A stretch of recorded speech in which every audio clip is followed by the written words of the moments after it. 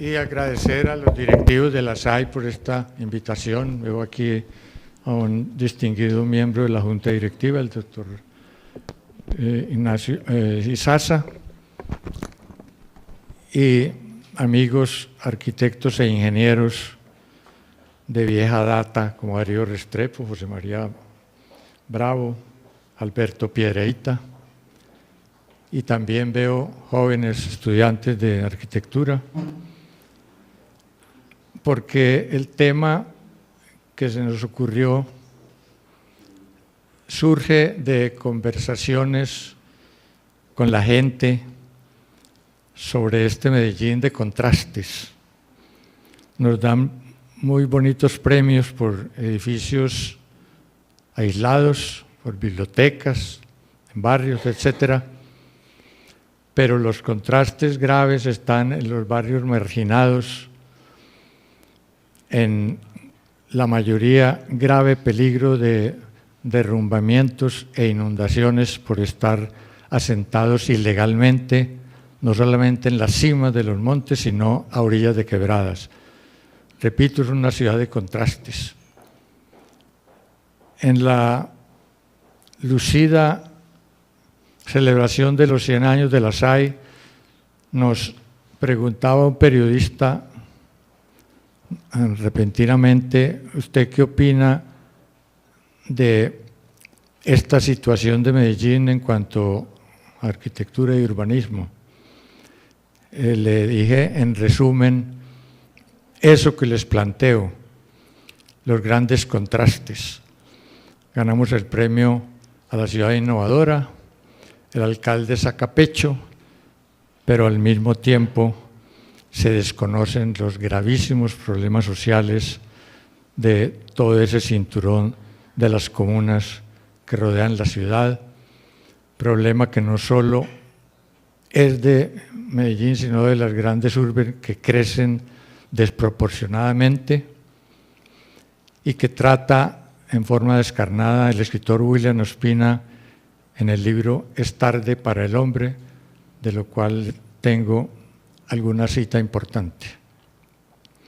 Básicamente hago un repaso de la teoría del urbanismo, que para el arquitecto Darío Gómez, con quien hablé anoche, me decía que hacemos mucho diseño, pero no hacemos el urbanismo de conjunto de las ciudades, que es precisamente lo que trata la ciencia del urbanismo tan antigua como veremos. En segundo lugar, las principales realizaciones de esos pioneros anteriores a la década del 50 del siglo pasado, que fundaron las oficinas de valorización y planeación y que hicieron un gran aporte al desenvolvimiento de la ciudad. Y por último, la sección de críticas, donde reúno conceptos de arquitectos e ingenieros, algunos destacados miembros de la SAI. Entonces vamos al toro. Urbanismo es la ciencia relativa a la creación, desarrollo y progreso de las poblaciones, dirigida a la ordenación y el entorno de las diferentes actividades de la vida humana, antecediendo necesidades prácticas, sociales e higiénicas. Esta definición se complementó en el urbanismo moderno: adaptación a requerimientos para reglamentar la ocupación de suelos y sus consecuencias, densificación y proletarización de la población, imponiéndose planificación basada en aquello que no está adaptado a un análisis de previsiones de la ciudad a las condiciones presentes. Un poco de historia. Desde la antigüedad romana y griega, la Acrópolis en la parte alta, vigilada por los dioses, en Edad Media y Renacimiento, se desarrollaron las ciudades a partir de la polis. El primer urbanista fue Hipódamo de Mileto, griego del siglo V a.C., arquitecto y filósofo. autor de División Funcional de Zonas Urbanas, a saber, política, religiosa, residencial y económica. Los trabajos de Garnier y Le Corbusier crearon la Carta de Atenas, basada en división según la funcionalidad del hombre, a saber, habitar, trabajar, recrear el cuerpo y el espíritu y circular. La Carta proclamaba una ciudad nueva, sus límites frente al campo, basándose en división de trabajo, de esferas de lo público y lo privado. Preveía sistemas viarios común a todos los medios de transporte, estableciendo separación funcional y concepción jerárquica del tráfico. Urbanismo naciente. En nuestra colonia. Dadas las bases para el urbanismo moderno por Europa en el mundo, veamos cómo se iniciaba en la época colonial, desde la segunda mitad del siglo XVI. La técnica urbanística impuesta en función de pueblos por españoles se basó en la estratificación. La localización era estratégica, cerca a los ríos o mar, partiendo de los terrenos más altos.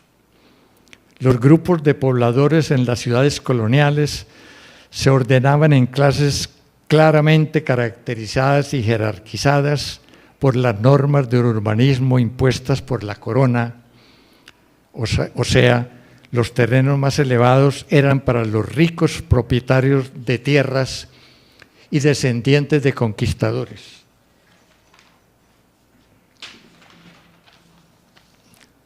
Tenían ventajas de clima, aguas corrientes y vecindades sin contaminar. Era la clase alta. Después se establecía la clase media de artesanos, pequeños propietarios y comerciantes. Los puestos inferiores en el orden social los ocupaban los mestizos y en los bajíos se hallaban los esclavos negros. Tierra baja era sinónimo de clase baja. Estas y las normas que daban las bases para asentamientos de comunidades fueron acogiéndose como códigos urbanísticos que perdurarían complementados. Por ejemplo, fue positiva la destinación de tierras comunales llamadas ejidos, dedicadas a huertas, así como áreas de reservas de solares y protección. También se utilizaban para pasteo de ganado o ensanche de zona cívica y previsión de desarrollo urbano. Se anticiparon normas coloniales en varios siglos al Green Belt protagonizado más tarde. Los urbanistas de colonias hispanas fueron quienes, con la pretendida equidad racial, impusieron la división de clases o estratificación en alta, media y baja. Pretendían ser justos en lo económico y prácticos en el futuro, pero para muchos fue discriminatoria. Volviendo a Europa. El CIAM, Congreso Internacional de Arquitectura Moderna, siguió reuniéndose hasta 1956. Fue como manual de instrucciones a partir de la Carta de Atenas, utilizado para remodelar y construir ciudades en todo el mundo, como ocurrió en Berlín después de las ruinas de la guerra. Otro ejemplo fue Barcelona, que tras el fin de la dictadura de Franco, construyó centros y ciudades satélites. Destaca allí la figura de José Luis Sert, arquitecto catalán, discípulo colaborador de Le Corbusier y naturalizado norteamericano en la Guerra Civil. Presidió el CIAM del 47 al 56 y fue decano de arquitectura de Harvard. Se dedicó en Estados Unidos desde su oficina con Paul Wiener a la planificación de ciudades sudamericanas. Estos dos arquitectos, Wiener y Sert, fueron los que hicieron el plan piloto de Medellín más adelante. Aspectos físico-urbanos de Medellín. Quiero enumerar una serie de las más importantes obras referentes al urbanismo con visión futurista en la capital antioqueña y con proyección a su cultura y salud. En ellas participó en forma preponderante la Sociedad de Mejoras Públicas, que comenzó a operar en el inicio del siglo XX. Obras que tuvieron que ver con el futuro de la pequeña ciudad de los años 20. Tenía entonces la villa 79.000 habitantes. Se ejecutaron entre las décadas del 30 y el 50 y fueron básicas para otras de magnitud en su desarrollo inicial.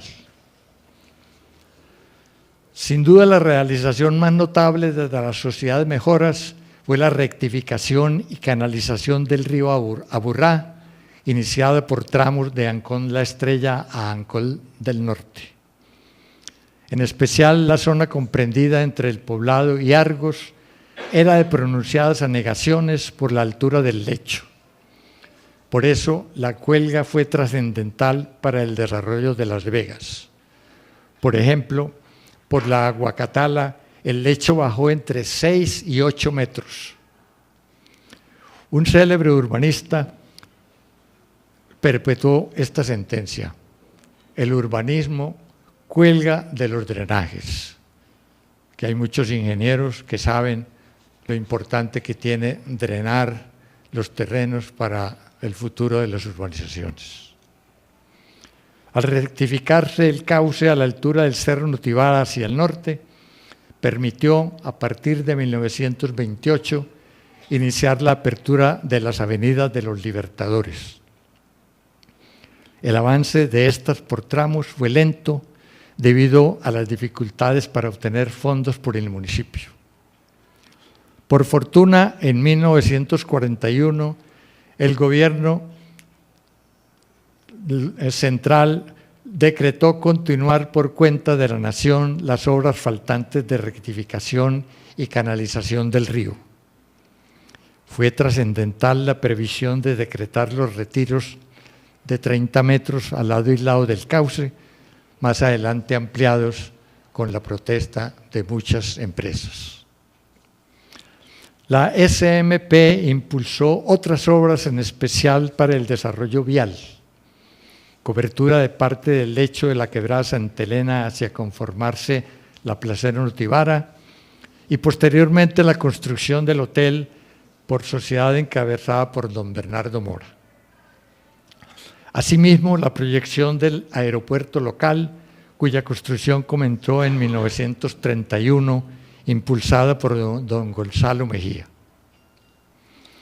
En el centro de la ciudad promovió la edificación del Museo de SEA, posteriormente Museo de Antioquia, y en terrenos del norte logró que el municipio cediera en comodato gran área para el Bosque de la Independencia en 1913, futuro jardín botánico.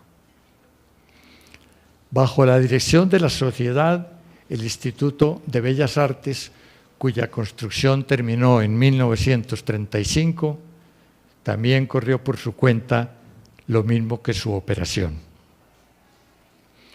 En cuanto a planeación, le correspondió elaborar la nomenclatura de la ciudad en 1934 y participaría activamente en la creación de la Oficina de Valorización, lo que ampliaré en el próximo acápite. Vale la pena destacar algunos nombres de los que participaron en realizaciones de la Sociedad de Mejoras y obras cívicas.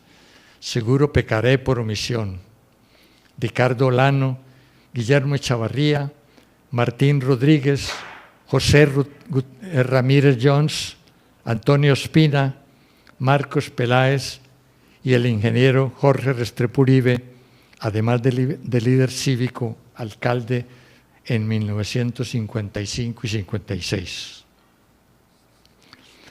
Valorización y urbanismo. Al hablar de la gran transformación urbanística de Medellín, es preciso ligar su historia al sistema de valorización que tras los años 40 fue fundamental en el proceso práctico-técnico de su urbanismo.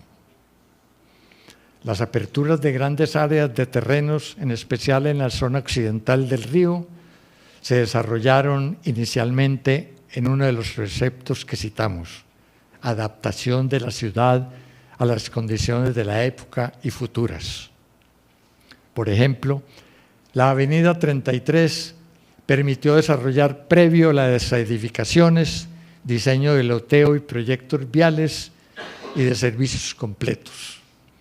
Avanzó este crecimiento por la Castellana y más adelante al sector suroccidental, prolongándose la carrera 80, abriendo extensas zonas por La Mota, en linde con el Club del Rodeo, obra 203 a partir de 1956. Se urbanizaba primero y luego empresas constructoras adquirían lotes, densificándose rápidamente los barrios arriba de Belén. Cito algunas de las obras importantes, no solo de la periferia, sino del centro de la ciudad por el sistema contributivo. Obra 233, Avenida del Ferrocarril, tramo sur o Avenida Alfonso López y su prolongación al norte, obra 258.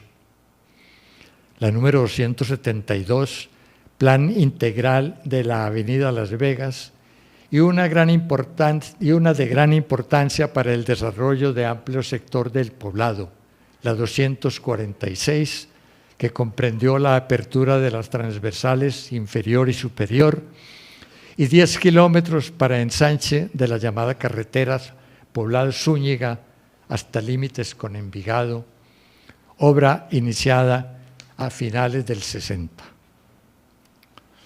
Me haría extenso citando todas las ampliaciones y aperturas de vías del centro como Junín, Calle Colombia, Diagonal Ayacucho y San Juan, obra 252, etc. Hay que advertir que la mayoría de estos derrames fueron de aceptación general, pues realmente valorizaban los predios y prestaban evidente servicio y mejoramiento del sistema vial, abriendo y uniendo vastos sectores. No hubo protestas notables como, tras finales de la década del 80, emprendían avenidas y puentes que servían a la ciudad en general, pero que se cobraban a sectores limitados, y algunas obras que se argumentaban antes desvalorizaban. Fue esta una de las causas por las cuales perdió aceptación el sistema de valorización, produciéndose a la postre la liquidación del Instituto Inval. El agravamiento del problema de la precaria red vial del poblado hizo que el municipio volviera a emprender el sistema y creó Fonval 19 años después, cuyo principal objetivo ha sido la realización de ensanches viales, construcción de puentes e intersecciones críticas y apertura de broches o llaves de empalme en taponamientos.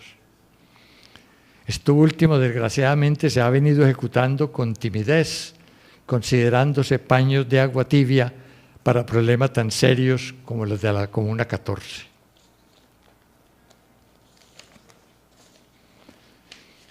Venimos enterándonos por la prensa sobre los proyectos del Fonval desde hace más de 4 años, pero ningún alcalde se atreve a emprender los cobros, temerosos de ser víctimas de su costo político. Algunas normas limitantes en índices de ocupación y construcción para evitar excesiva densificación fueron dictadas en la alcaldía de Sergio Fajardo, año 2006, pero ante las protestas de propietarios de lotes cesaron otras disposiciones que se quería contra reducción de áreas libres y sacrificio de arborizaciones, lo que otrora fuera orgullo del sector y ahora devastan ante las protestas de la ciudadanía. Lo peor de todo es que a medida que avanza el tiempo, crecen conjuntos multifamiliares y de oficinas, lo mismo que el parque automotor. Los conflictos de congestión vehicular se agravan y se hace más notoria la falta de previsión de muchos años atrás en lo referente a capacidad de una red vial futurista, ciudad-región. Pero volvamos a la historia.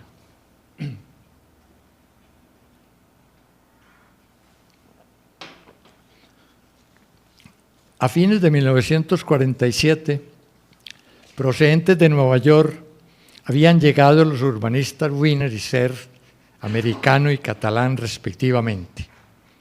Estos, con los doctores Jorge Gaitán Cortés y Nel Rodríguez, propusieron al alcalde Juan Guillermo Restrepo Jaramillo la elaboración de un plan piloto para la ciudad. El alcalde dijo que no tenía atribuciones ni presupuesto para tal contrato. La otrora Junta de Valorización ofreció financiarlo para recuperar su valor diferido a través de varias obras.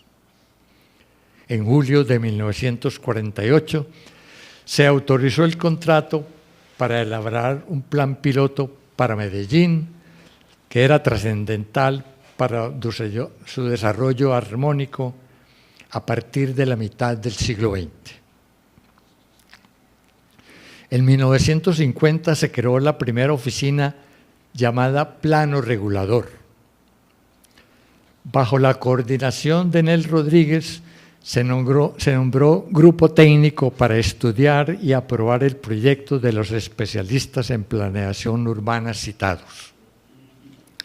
El grupo lo conformaron Antonio Mesa Jaramillo, Gonzalo y Antonio Restrepo Álvarez, Pedronel Gómez y Jorge Restrepo Uribe. En abril de 1950 se aprobó el plan piloto. He resumido las principales realizaciones y recomendaciones del informe de Wiener y Cerf. Es un informe bastante extenso. Repito, lo resumo en unos 17 puntos para no ser muy extensos. 1. Objetivo: dar directivas generales para la reorganización de la ciudad y su crecimiento. Se elaboraban anteproyectos y determinaban criterios que sugerían seguirse. 2.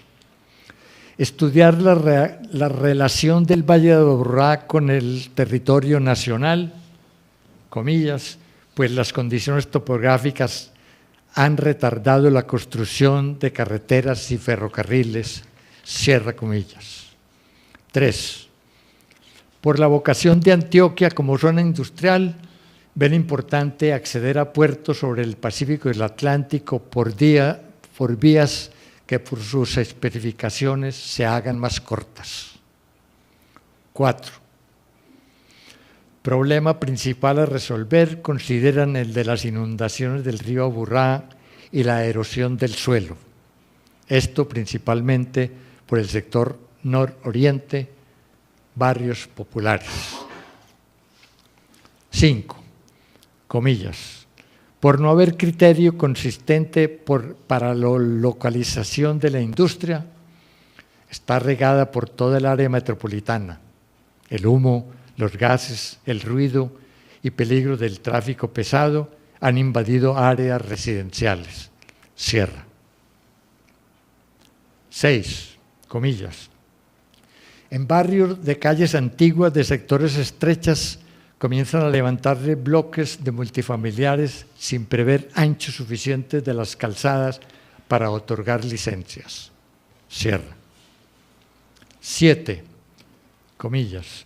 Municipios vecinos son atravesados por las carreteras principales. Deben construirse varias vías externas del centro de las poblaciones. 8.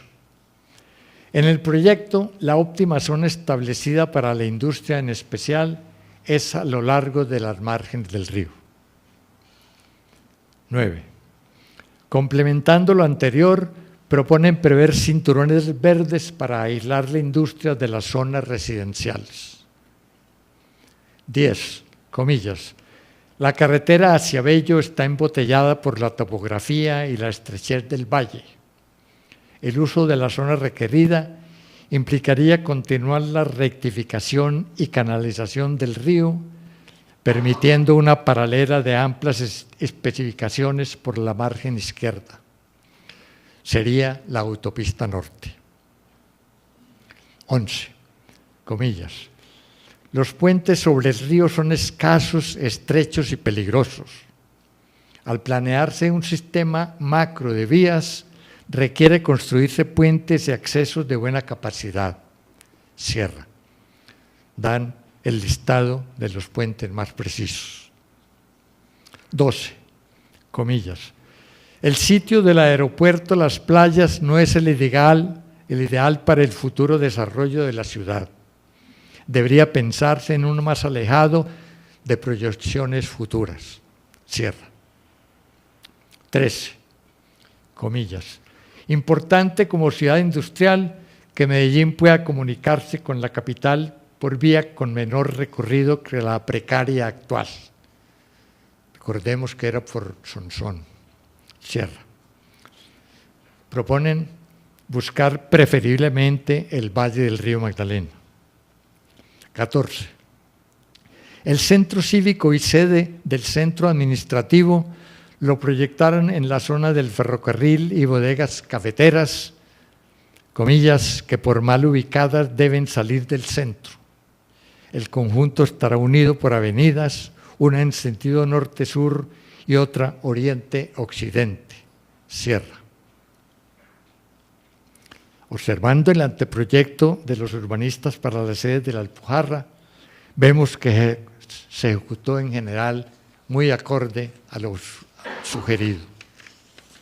15. Sugieren que la terminal de buses del centro, llamado Guayaquil, se saque a un sitio que no perturbe como lo observan. 16. Comillas. La cuadra o sistema reticular ha sido impropiamente aplicado en barrios de laderas inclinadas, Villahermosa, Manrique, etcétera, del oriente.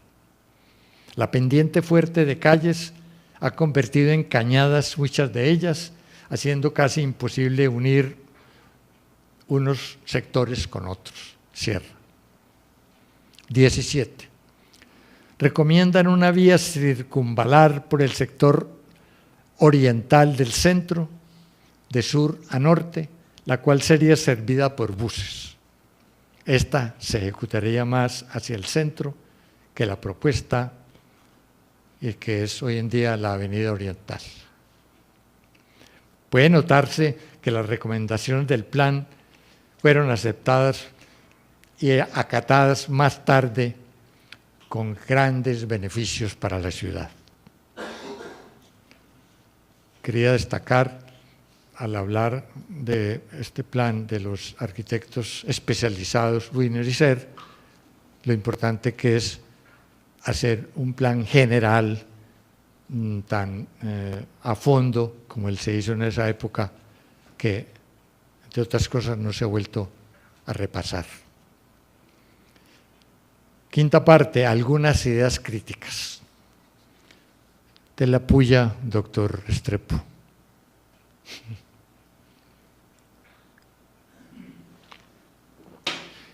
He resumido el informe anexo al plan piloto que incluyó 20 grandes planos.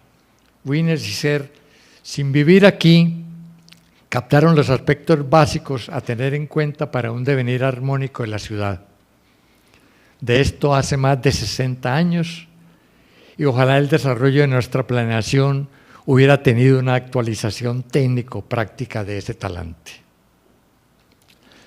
Destaqué realizaciones primordiales y es preciso señalar fallas por acciones y omisiones. Unos lustros antes del 93 se tuvo el criterio general de que la Oficina de Planeación Municipal, que llamaban antes Plan Regulador, se dedicaba casi íntegramente a la expedición de licencias de construcción. No se elaboraban estudios profundos para cambios que requería la veloz expansión urbana.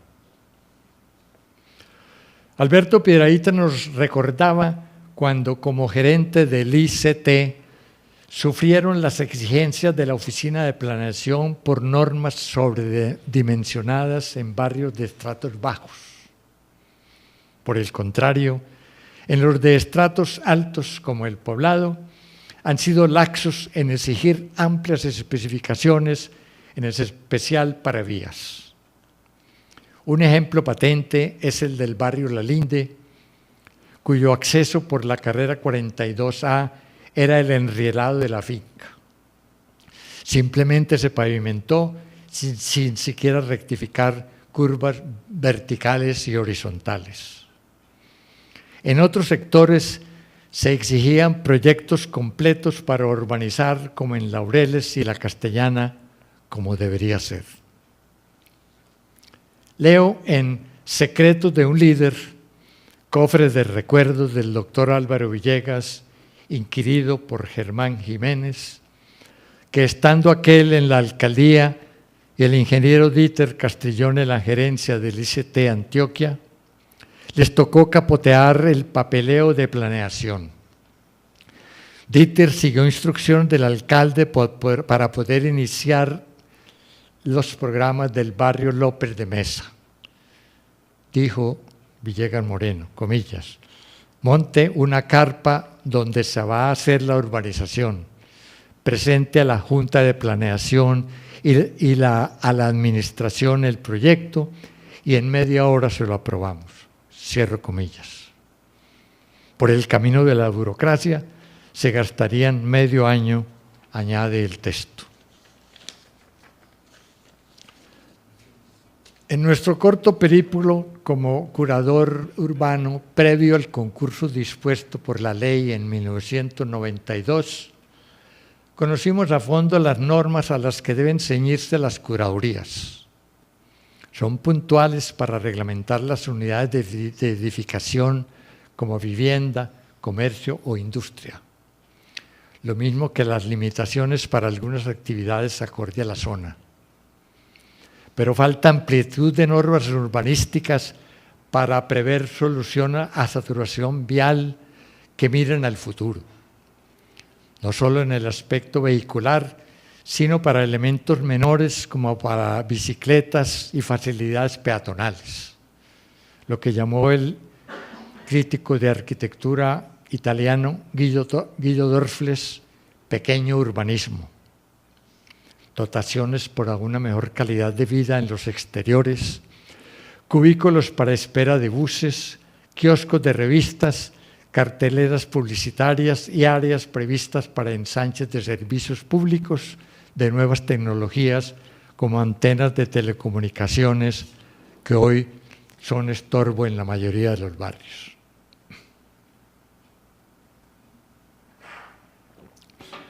Al pasar a los curadores el otorgamiento de licencias, Planeación Municipal debería vigilar la correcta aplicación de normas por constructores. Se esperaba que fuera más agresiva esa dependencia en cuanto a estudios sobre crecimiento de la ciudad, planes viales macro, renovación del centro, conservación del patrimonio histórico, ejemplo Barrio Prado, intervención de invasiones de retiros o quebradas, lo mismo que fijación de prioridades para grandes obras. Hace falta el plan de ordenamiento territorial, no por sectores o guetos como se viene haciendo. Declaró el director de planeación el mes de julio, comillas, perdimos el control de las urbanizaciones. Perdimos el control de las urbanizaciones. Declaración franca y valerosa. El urbanista Jorge Pérez, actual secretario de Planeación, se comprometió a presentar el POT para octubre, pero hace poco lo pospusieron para marzo del 14. Ojalá compense el plazo y se reivindique la dependencia municipal por tantos años sin un POT de proyección regional y a futuro. El Consejo Municipal hace poco le pidió examinar la alarma de que en las comunas 1, 3, 7 y 8, hay en laderas y quebradas 35.000 viviendas que viven en alto riesgo. Se dice fácil la cifra, pero son, según esto, 150.000 personas que viven en permanente zozobra. Tengo un adendo, de acuerdo con la prensa de hoy, para el Valle de Aburrá, según informe del Consejo de Medellín, que publicó hoy el diario El Colombiano, son en el Valle de Aburrá 180.000 familias que viven en alto riesgo.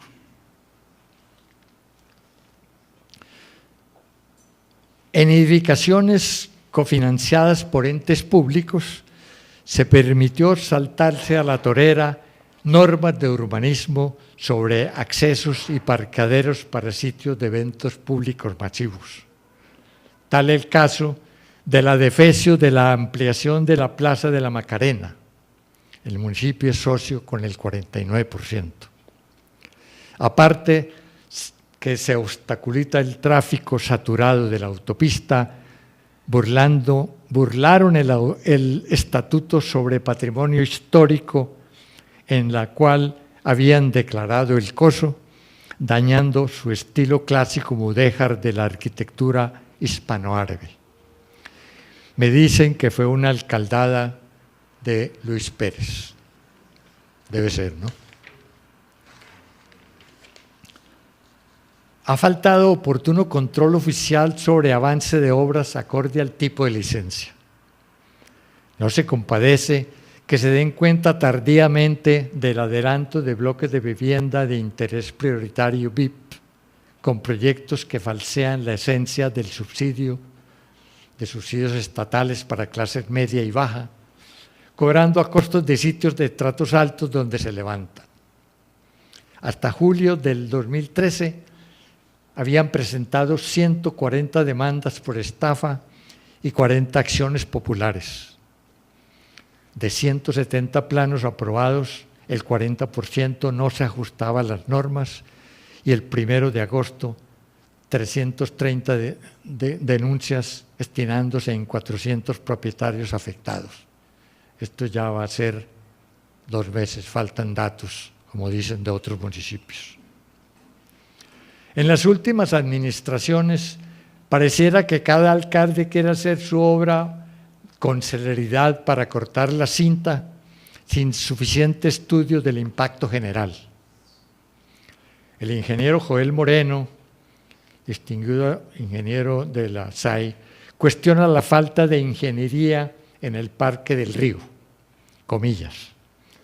Se abrió concurso arquitectónico para construir en las vegas del río el parque lineal de 28 kilómetros con un costo posible de 2 billones sin tener aún diseños. Se cambiaría la esencia de la reserva decretada hace más de 60 años para sistemas de transporte, cierre comillas, lo cual hemos mencionado al comienzo. Y glosa Joel la sugerencia del gremio de contratistas de enterrar vías paralelas al río sin análisis de impacto hidráulico de los afluentes, ni cotejar con los costos de viaducto que valdrían la quinta parte. A esto argumentó el director de planeación Pérez que hubo pocas críticas, ignorando que en arte y en la técnica no se decide por plebiscito. La sacada de pecho del alcalde por la designación de Medellín como la ciudad más innovadora del mundo no debe tapar los muchos desequilibrios vigentes. Por ejemplo, el crecimiento arbitrario de barrios pobres, lo mismo que asentamientos en orillas de quebradas. Esta permisividad la va a pagar cara la ciudad por el costo de la vía al túnel de Occidente en el sector de La Iguaná, cuyo contrato se licita tardíamente y que tendrá valores astronómicos. Desde hace más de 5 años se consideró un plan prioritario. Sobre las fallas de planeación urbanística, declaró el arquitecto Laureano Forero vicepresidente de la SAI. Es inconcebible que se ejecuten acondicionamientos viales para transporte público, atentando contra el medio ambiente, tal como en la avenida Poblado-Envigado para el Metroplus, pretendiendo sacrificar el hermoso conjunto de árboles. Pero la glosa de Nano no es solo a la infracción ambiental. Hay falla lógica del sistema metro y sus alimentadores que deberían ser perpendiculares al eje norte-sur para no competirse a la línea A paralela y cercana, puntualiza el arquitecto. Tras la acción popular interpuesta por vecinos de Envigado, se paró la tala de árboles, creando incertidumbre sobre la obra y, estando ya adelantada, lógicamente incrementará costos, sea cual fuere la decisión final. ¿Y qué tal el error técnico en el diseño de la rampa de acceso al Metroplus en la estación San Pedro? Casi 2 años lleva sin solución el problema debido a la excesiva pendiente para el tipo de articulados. Como anotamos, hay afán en realizar obras sin estudio suficiente, pero otras de gran beneficio se retardan. Por ejemplo, el plan parcial de Naranjal, programado hace muchos años. La arquitecta Cecilia Londoño nos anotaba que como vecina está oyendo hablar de este plan hace unos 20 años. Ya por lo menos están tumbando casitas, Cecilia.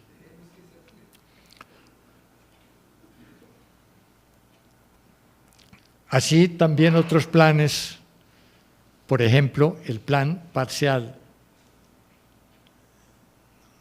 que podría hacerse en barrios como el que queda al norte, que llaman, donde están los talleres, ¿cómo es que llama ese barrio? Al pie de la iglesia de Barrio Triste, podría ser un ejemplo para hacer algún plan parcial por el estilo. Sin alargarme en lo criticable más notorio, porque puede haber otras cuestiones, la pregunta que se hacen muchos sobre proyectos faraónicos como los cinturones verdes y Parque del Río, interrogación, ¿serían hoy o serán hoy las prioridades acorde a la elevada inversión prevista en paisajismo ante tanta necesidad de planes sociales, en especial para las comunas abandonadas, ricas sin penurias y violencia? El doctor Villegas Moreno le habla a su biógrafo citado de, comillas, una villa de Aburrá rodeada de pobres vergonzantes como la han dejado caer unas malas políticas, cierra comillas.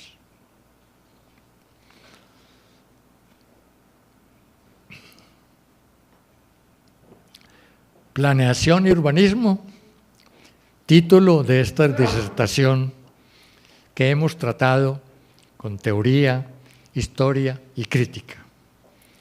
En resumen, diría que se crean novedosos proyectos aislados, muchos premiados, pero sin adecuada integración urbanística. Guetos aislados en aras de una teórica seguridad. Privatización de calles, escasas áreas públicas y vías insuficientes. Tema que da para discutir y complementar, pues hay posiciones extremas como las que transmiten funcionarios municipales a los medios y las que técnicos, que son más derrotistas que nosotros, como el arquitecto Darío Ruiz, quien escribió para el periódico El Mundo, comillas. ¿Será el Medellín de las cicatrices y engaños que dejan puentes que no sirven para nada? Proyectos de obras públicas que se anuncian pero que nunca se cumplen. cicatrices y fisuras que no deben abrirse bajo mentiras de planes parciales, ignorando lo fundamental, la vida ciudadana. Cierra comillas. Al fines de julio pasado, en editorial, el periódico El Colombiano, a pesar de lo poco crítico con las administraciones locales, opinó, comillas, por lo menos una tercera parte de la ciudad se ha edificado de espaldas a esa necesaria planeación, generando problemas enteras como la movilidad, servicios públicos y ausencia de zonas lúdicas, etcétera, cierre comillas. Como colofón, el pensamiento de William Ospina, maravilloso escritor actual de Colombia, en su libro Es tarde para el hombre, donde avisora futuro negro de las urbas que se agigantan.